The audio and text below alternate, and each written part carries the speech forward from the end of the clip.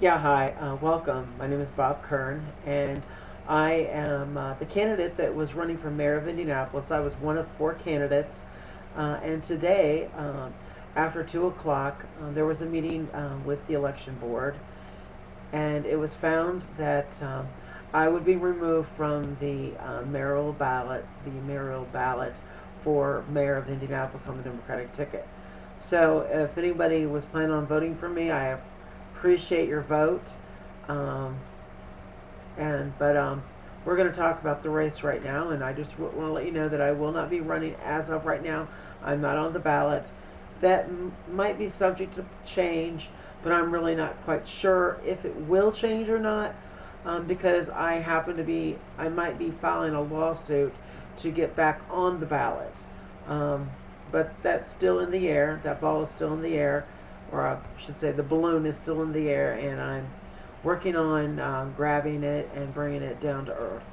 So, so we'll go from there, and we'll talk about the political agenda, which is the mayor's race for the Democratic Party. I want to talk about the three candidates that are left on the ballot. Um, the first candidate that I want to talk about is Mr. Carson, Sam Carson. Mr. Sam Carson actually lives in Julia Carson's house, where he is the proud owner of the home now, I believe. Mr. Sam Carson is unemployed, from what I understand, because there was a news article about him being unemployed, and that because he's unemployed, he's looking for a job, so he wants to be mayor. Mr. Ed Tracy, the Democratic chair of Marion County, said that Mr. Carson didn't bring any experience to the table. But I'm sorry, but it really doesn't take a lot of experience to come to the table to be a candidate for mayor. There are qualifications to be mayor, and then and those qualifications are as of this: be a registered voter, be at least 18 years of age, live in the state of Indiana, where you're going to reside and run for at least 5 years. Meet the residential requirement. The other thing is that you be part of the party that you are registered with, be a registered voter, and I think pretty much that's it. As far as political experience, I think that Mr. Carson brings a lot of political experience to the table. He's actually worked on Julia Carson, which is his mother, worked on the campaigns back 14 years. Miss Carson was the senator, the Indiana senator, for 14 years. And he had worked on her campaign for that. Also worked on the trustee campaign for her office, for a trustee. And Miss Julia Carson, as everyone knows and loves and adores, became the first African American woman out of the state of Indiana to become the United States Congresswoman. And due to her elections and her wins, that's because of her son supported her in every aspect. He licked millions of envelopes, hung many signs, put together signs, did a lot of campaigning, grassroots campaigning. That's political experience to me. And to me, that's really rough, hard work. And he did a lot of cold calling. And you know what cold calling is like. You get people telling you off on the phone and cussing you out and hanging up on you. But that's Sam Carson. He's done those things. As far as how do I think Sam Carson would do at representing me and other people, I think Mr. Carson would do rather well. Mr. Carson, I gather he voted for Mitch Daniels. You guys cannot fault him for voting for Mitch Daniels. He voted for Mitch Daniels because he probably thought that Mitch Daniels was the best person at the time to run, since Mr. Kernan didn't want to be the governor. If you guys remember, Mr. Kernan really didn't want to be governor, so Mitch Daniels took over and became the governor. But from what I understand, the full support came from Mr. Carson. But Mr. Carson did that because George Bush and Mitch Daniels they respected his mom so much that he wanted to give the respect back. So I'm not going to fault the man for that, because I mean, we got a pretty good governor right now. The other thing is that he also brings to the table his great personality. I know that he's a guy, but I actually thought I was talking to Julia Carson when I called his home. And not saying he talks like a female, but the way he talks to people, the way he comes across. He's very kind, he's very considerate, he listens. And I think he would make a great candidate. I think he would make a great mayor. Don't pay attention to what Ed Tracy says. Go by someone's heart and the way they treat you and what they say they can do. Give the man a chance. If anybody's out there and that is a loyal Julia Carson fan, that loved Julia Carson, that they knew the hard work that she did while she was here on earth, and now she's in heaven doing all that work in heaven for God.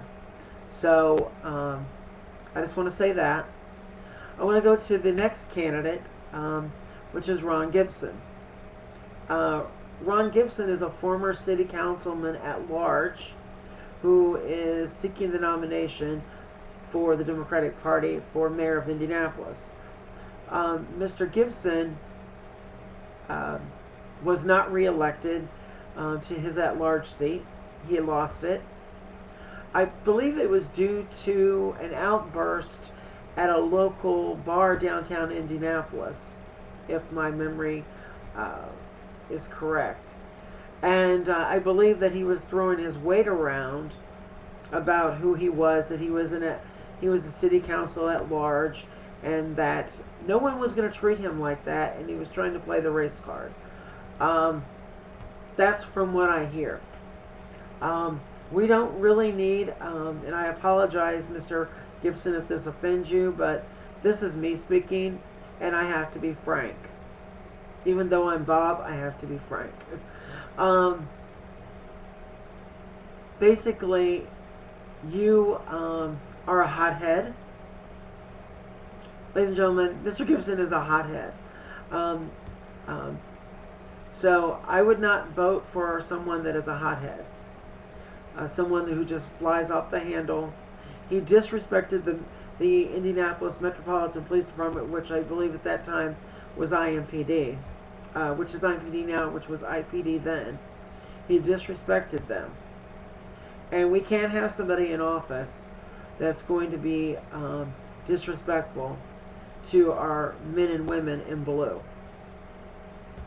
Now we're going to move on to the third candidate. The third candidate is an attorney, has a great reputation, works for a big law firm out of the city of Indianapolis in the downtown area. She ran for prosecutor on the Democratic ticket. She was unsuccessful, but she still ran. She gave it her all. I cannot fault Melina Kennedy for anything. I don't know her well enough to fault her for anything.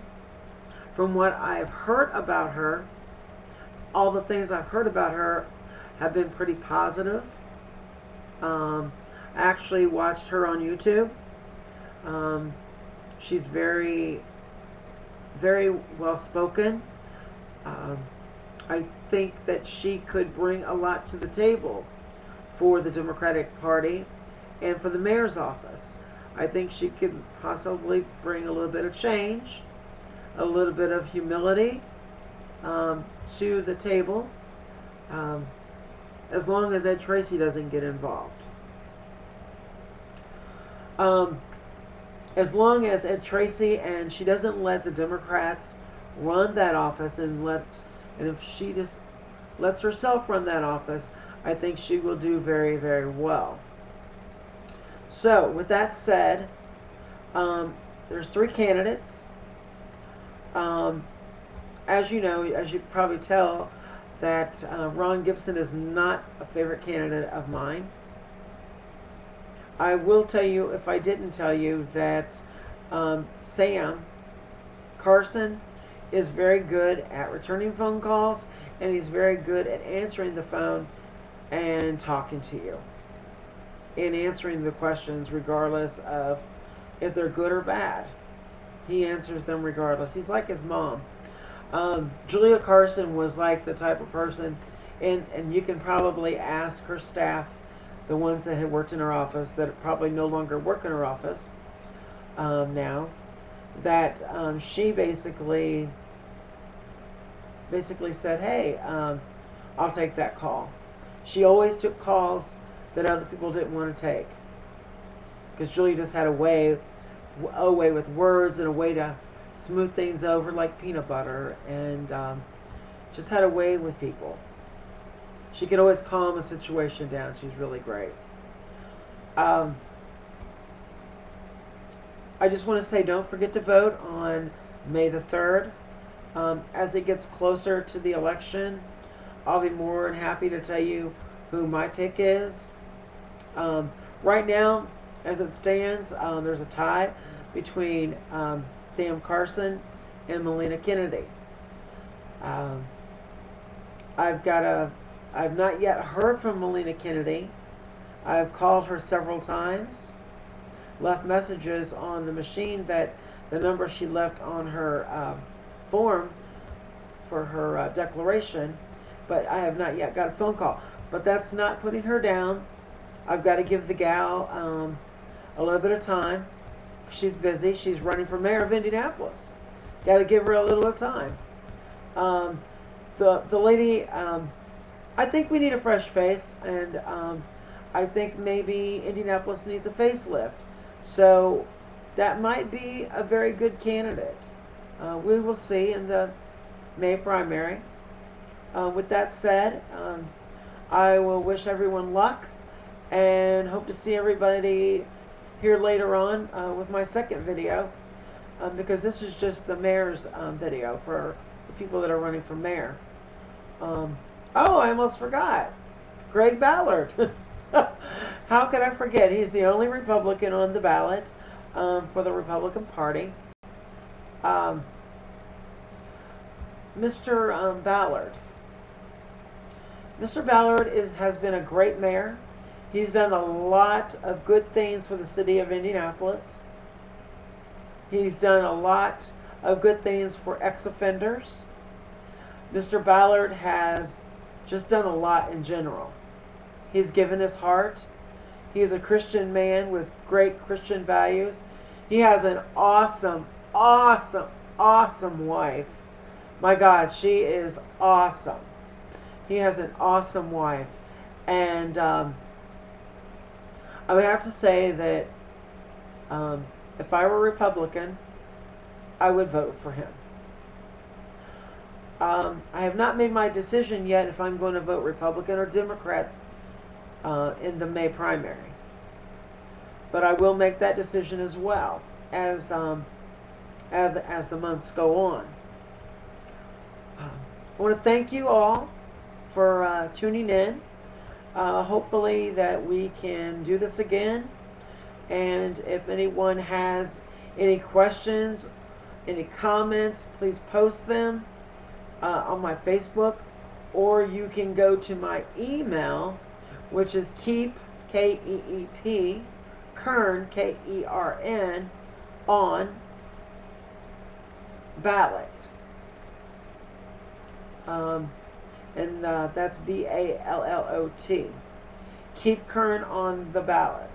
I think it's, yeah, keep Kern on the ballot at AOL.com.